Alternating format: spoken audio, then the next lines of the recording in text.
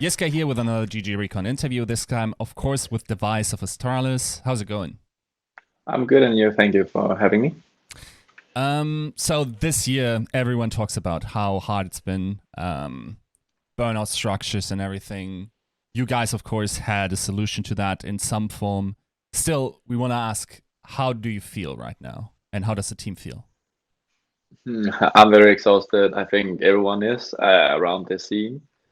But it's the life we live in. It's the life we've chosen. So I think the best thing to do is not complain, but manage as well as possible. As you said, I think a lot of teams experience the same as we did just this year. Also because now you have some time to reflect when you're home, and you can kind of get lost in your own mind, so to say. Um, But I don't think we have the right structures yet. We're working towards a better solution for the players. But yeah, as I said, it's just very challenging and exhausting, but you have to always try to get the positive out of it. Right. Now, Vitality has an interesting idea, which is to switch players based on maps and really have a high iteration of rosters. Is that something you guys might be looking at?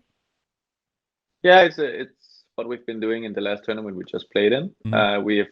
We've had Boobski been playing on Nuke, and it's worked out for us because you just have some players that are good on some maps, but not like that great on other maps. And I think having some specialists like Boobski and Nivera is for Vitality is kind of the future in some sort of way. You just have to see how many layers you can add on top of that. You never know.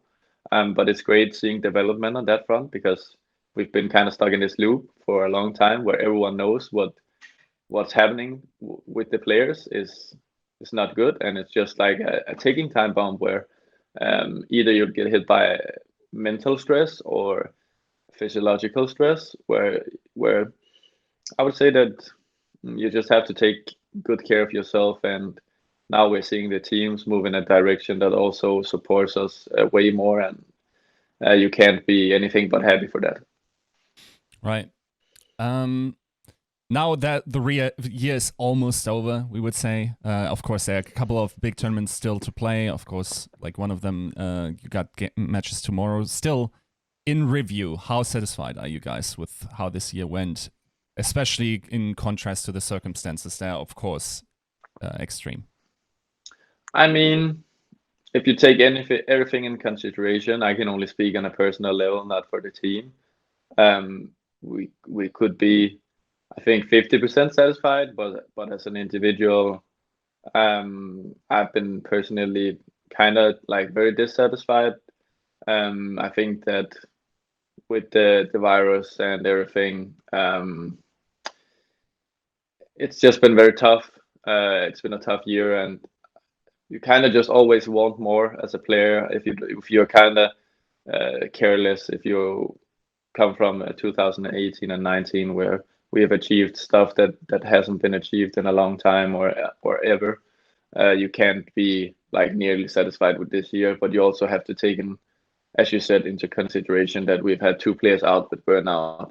We've had multiple people going in and out of the team. And on top of that, we've also had this weird rhythm of being at home, but not having more time, actually having less time and more stress to deal with in another sense than traveling. When you travel, you kind of just go to a hotel and all you do is sleep, eat, play, work out, whatever. But at home, you still have responsibilities, and we've had more games, I think, than we've had the other years. So, um, I mean, like it's just been a tough year, and I think that for it to be a good year for us, we have to, like we did yesterday, win the last tournaments remaining, and that's going to be tough because there's kind of a level playing field right now where all of the teams can kind of beat each other in different situations. Right. Now, with these challenges, of course, you guys probably learned a lot about the circumstances. Are there any concrete things you can talk to us about what's going to change in terms of how you guys will approach this possibly continuing situation going into 2021? I mean, hopefully, we'll play less. I think that's just in general something that would be good for the scene as a whole and all the players, also everyone else. that's my number one concern. If we continue to push each other and the teams to play more tournaments, then we will see more of these situations. And I think that adding the social aspect of actually being together more, even though we're not traveling, I think that's one of the things we're looking at, because me living in Stockholm, like, the daily routine kind of becomes the same for a long time, and you don't get to socialize with your team. And when you're also in a tough period, like if you're sitting 5 or 6 people in a room speaking about the mistakes that are happening on the server, it's more honest, and it's more I would say constructive. You get more out of it. If you're sitting at home, you also have to think about, how do I say this? Because it's really easy to misinterpret something where you Of can't see course. their facial expressions, or their just kind of human behavior. So I think that as you said, there's been a lot of challenges in that regard, but I think working towards a solution where we can kind of isolate ourselves, maybe in Copenhagen for a period or something like that, and be together at the office would be ideal in some sort of way. Sweet. Now, of course, you addressed that you guys switched a lot around, and of course, a lot of it had to change in that regard, also internally in terms of the calling structure. How would you compare Magisk to gla1ve in that regard?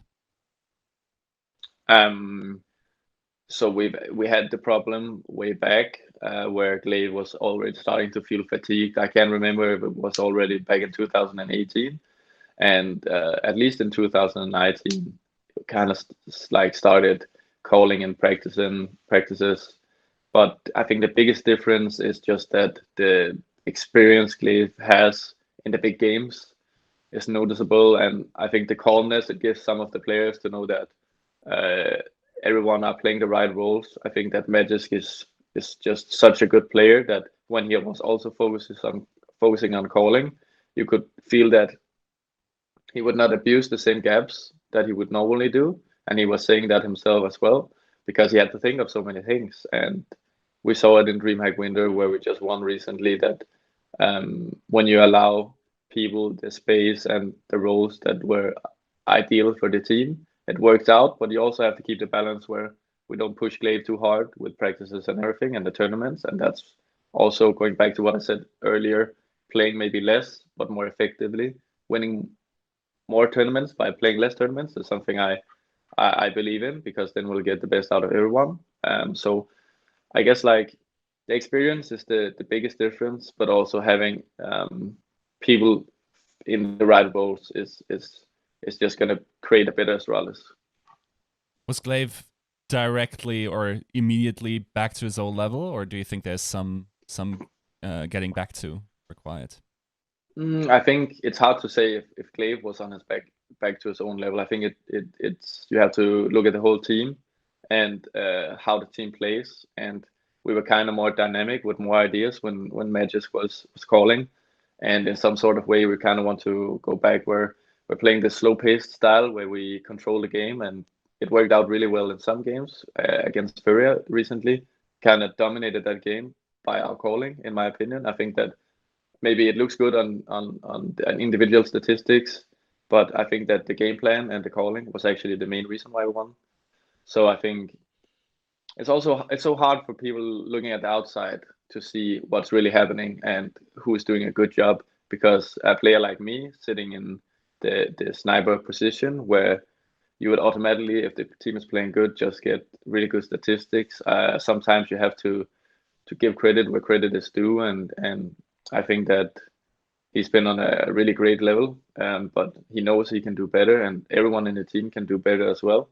We've been on a level before where we felt unbeatable, and we're not quite there yet. How far away do you feel from that, if you had to give a percentage?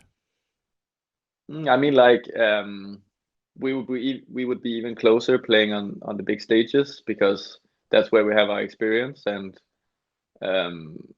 we don't get scared. And I think that sitting at home in your own four safe walls is very good for some people, but I mean, when we move out to the arenas at some point in the future, that would give us a bigger advantage. And then other than that, I think that if we adjust 2 maps in our map pool, that we're kind of like, it's kind of on off. and we have like 6 good maps as we had in 2018, I would say we're there. Right.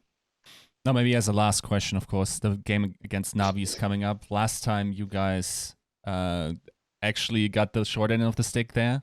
How do you think that match will go? I think that we have a lot to prove in our matchup against Navi. As you also said last time, we kind of got actually destroyed. We had a really good start, but we allowed them to play on their strengths and kind of lost the pace of the game. And I think that if we have good preparation, as we have time to now, even though we just played a tournament, we still have more time we would have in the middle of a tournament. I think we can do a really good game plan, and it's all about the execution then. And also, playing Navi is also a coin toss. If some of the players show up or not. Last time, Perfecto was just having a great game, and if you have Simple, Electronic, and Perfecto like dropping 30 bombs, you really have to have a good game plan and also play really well individually to break that down. So for us, it's about maintaining the trades when we execute into a bomb site and not going into their stacks. I think that's the main solution we have to look at when we are playing the game. Right. Then we say thank you and good luck for the rest of the year. Thank you.